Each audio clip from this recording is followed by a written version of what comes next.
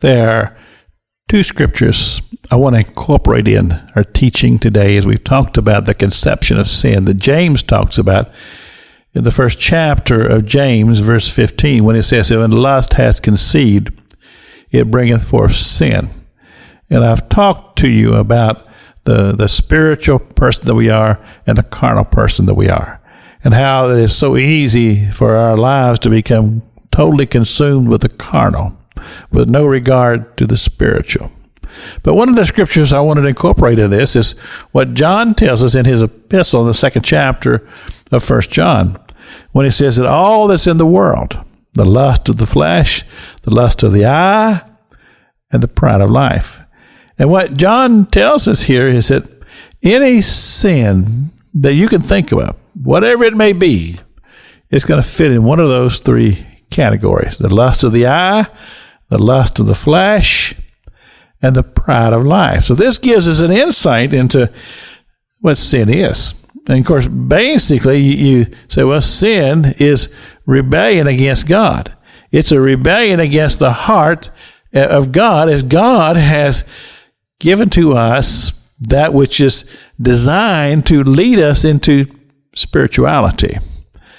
But interesting enough, as we once again refer back to the scriptures, where it just simply tells us that we have the ability to rise above sin if we lean to the spiritual side that we are.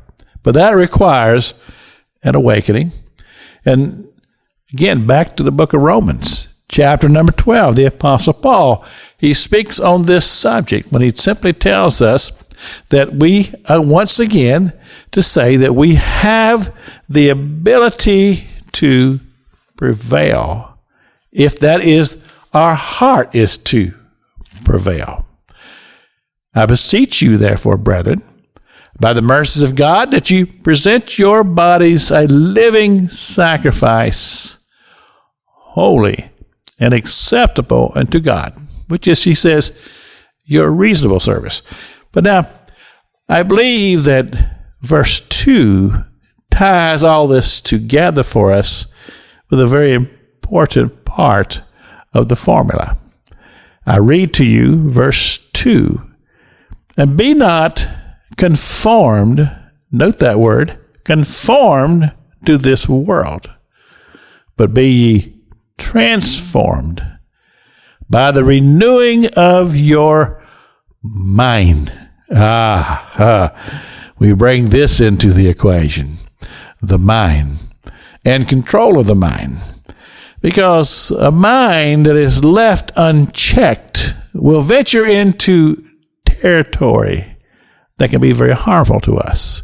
It can lead into fantasies and things, and dwelling on things that we know are not healthy for us, and that can allow that process that we spoke about earlier in the week, where it talks about when lust has conceived, it brings forth sin.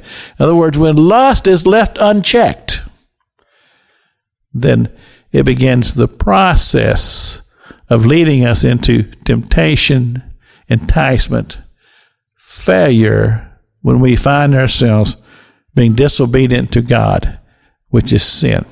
Scripture says, "He that knoweth to do good, and doeth it not, to him it is sin." This is Pastor Jack King with the gospel on the radio broadcast.